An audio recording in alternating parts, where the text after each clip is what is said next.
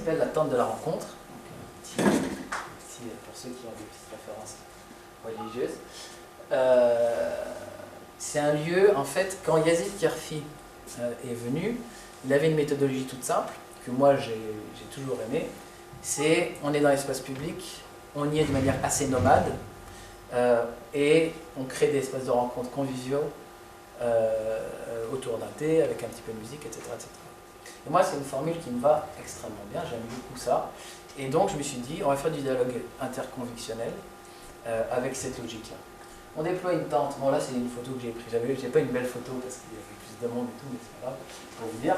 On a repris les petits calicots de l'exposition.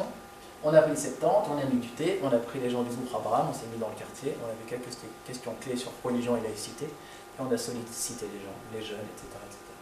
Et on se rend compte que dans ces moments-là, notamment les jeunes, ils parlent. Mais ils parlent énormément. Enfin, et c'est super.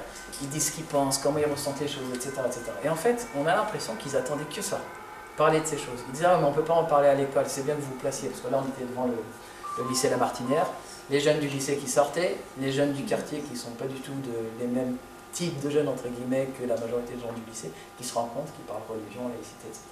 Donc, recréer des espaces de rencontre où on peut parler de ces choses.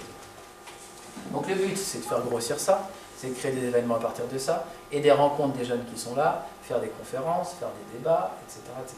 et porter aussi une certaine vision de la laïcité qui permet l'expression du religieux, mais dans le cadre de la laïcité. Voilà. Donc c'est très simple, de la laïcité. Je parle pas assez fort peut-être, vous me dites. Hein. Ouais. Donc ça c'est ce que je fais aujourd'hui. Je ne vais pas énormément détailler, on n'est qu'au début, j'ai quelques subventions, etc. J'ai surtout le soutien du groupe Abraham, et pour l'instant ça marche bien. Mais on verra si on a des financements ou pas.